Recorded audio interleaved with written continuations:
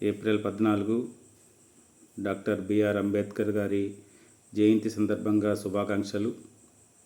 అంబేద్కర్ గారు గొప్ప మేధావి, విద్యావంతులు, రాజ్యాంగ శిల్పి, న్యాయ కోవిదులు, దళితులు, గిరిజనులు, మహిళలు అభ్యున్నతి కోసం వివక్షకు వ్యతిరేకంగా పోరాడిన మహనీయుడు. అదేవిధంగా ఈ దేశంలో ప్రజాస్వామ్యం, రాజ్యాంగం పరిడి వెళ్ళడానికి ఆయన చేసిన సేవలు కొనియాడదగినవి. ఆయన మన భారతదేశానికి మొట్టమొదటి న్యాయశాఖ మంత్రిగా కేంద్ర ప్రభుత్వంలో పనిచేశారు. అదేవిధంగా స్వాతంత్రానికి పూర్వం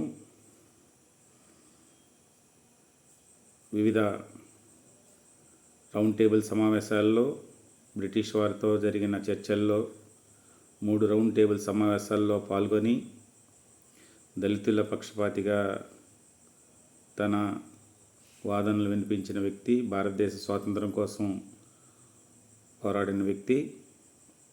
ఇట్లాంటి మహనీయుడు చేసిన పోరాటాలు దళితులకి, గిరిజనులకి, ఆదివాసీలకు సంబంధించి త్రాగునీరు సంబంధించి పోరాటాలు కానీ, దేవాలయాల ప్రవేశానికి సంబంధించి కానీ, అంటరానితనం పోవాలని చెప్పేసి చేసిన పోరాటాలు కానీ పెద్ద ఎత్తున దేశవ్యాప్తంగా జరిగిన పరిస్థితి.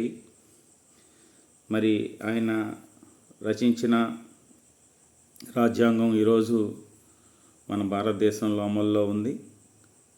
ఈ నేపథ్యంలో ఆయన జయంతి సందర్భంగా ప్రతి భారతీయ పౌరుడు గుర్తుంచుకోవాల్సింది, ఆ రాజ్యాంగ స్ఫూర్తికి అనుగుణంగా ఈరోజు పరిపాలన కొనసాగాల్సిన అవసరం ఉంది. ఇప్పటికీ దళితుల పట్ల, ఆదివాసీ గిరిజనుల పట్ల వివక్ష అనేది కొనసాగుతూ ఉంది. మహిళల పట్ల దోపిడీ కొనసాగుతూ ఉంది, వివక్ష కొనసాగుతూ ఉంది. దోపిడీ అనేది పేద బలహీన వర్గాల వారు, దళితులు, గిరిజనులకి దోపిడీకి గురవుతున్న నేపథ్యం పరిస్థితి ఉంది. విద్యలోన ఉపాధి అవకాశాలను కూడాను సమాన అవకాశాలు లేకుండా పోయిన పరిస్థితి కనిపిస్తూ ఉంది. ఈ రాజ్యాంగ హక్కుల్ని కాపాడుకోవాల్సిన ఆవశ్యకత ఈ సందర్భంగా ప్రతి ఒక్కరి మీద ఉన్నాయి. ఇప్పటికైనా అందరికీ సమానత్వం సాధించేందుకు ప్రభుత్వాలు తపన పడాల్సిన అవసరం ఉంది. అందుకోసం ఉపాధి అవకాశాలు వచ్చినప్పుడే దళిత, గిరిజన, అట్టడుగు వర్గాల వారు, పేదలు సమానత్వాన్ని పొందగలుగుతారు. ఉపాధి అవకాశాలు మెరుగుపరచాల్సిన అవసరం ఉంది. ముందుగా విద్యా అవకాశాలు మెరుగుపరచాల్సిన అవసరం ఉంది. ఉపాధికి సంబంధించి ఈరోజు ప్రభుత్వ రంగంలో ఉద్యోగాలు లేని పరిస్థితి ఉంది. ప్రభుత్వ రంగ సంస్థలన్నీ కూడాను ఒక్కొక్కటిగా ప్రైవేట్ పరం, కార్పొరేట్ పరం అవుతున్న నేపథ్యంలో ప్రైవేట్ రంగంలో కూడాను రిజర్వేషన్లు అమలు చేయాల్సిన అవసరం ఎంతైనా ఉంది. ఆర్థిక అసమానతలకు తొలగిపోయే వరకు పేదలందరికీ కూడాను అప్లిఫ్ట్ చేసే విధంగా ఈ ప్రభుత్వాలు చర్యలు చేపట్టాల్సిన అవసరం ఉంది. దానికోసం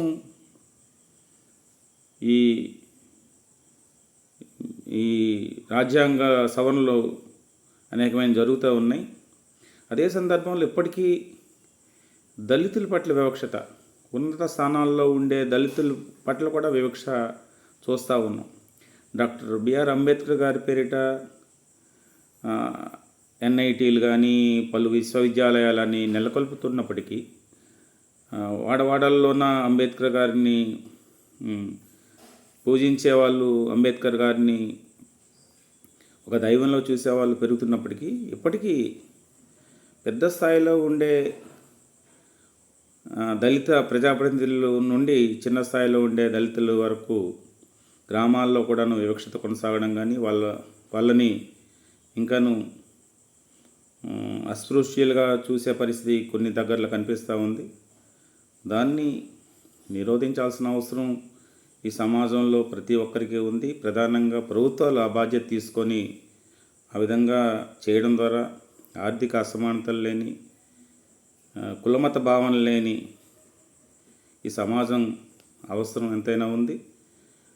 డాక్టర్ బిఆర్ అంబేద్కర్ గారు హిందూ సమాజంలో ఉండే ఈ వివక్షతకి వ్యతిరేకంగా చివరి దశలో ఆయన బౌద్ధ మతాన్ని స్వీకరించాల్సిన పరిస్థితి కూడా మనం అర్థం చేసుకోవాలి.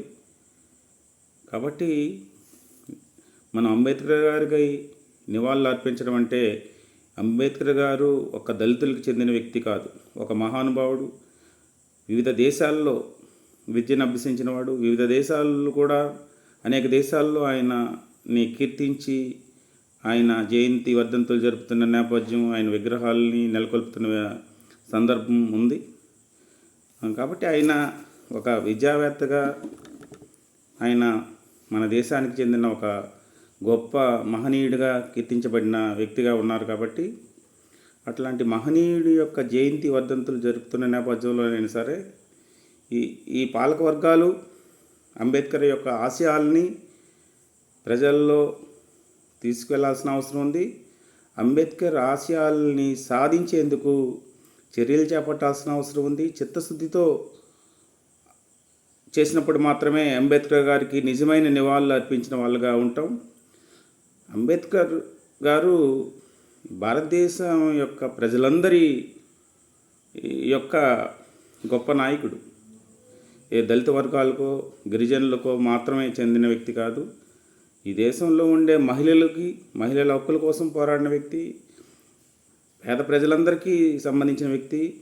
కాబట్టి ఆ విధంగా మనం అంబేద్కర్ గారిని చూడాల్సిన అవసరం ఉంది. అంబేద్కర్ గారి ఆశయాల కోసం ప్రతి ఒక్కరూ పునరంకితం అవ్వాలని చెప్పేసి సందర్భంగా విజ్ఞప్తి చేస్తూ, గొంటి గిరిధర్, రాష్ట్ర కార్యదర్శి జన విజ్ఞాన వేదిక, పూర్వ రాష్ట్ర కార్యదర్శి ఆంధ్రప్రదేశ్ ఐక్యోపాధ్యాయ ఫెడరేషన్ UTF.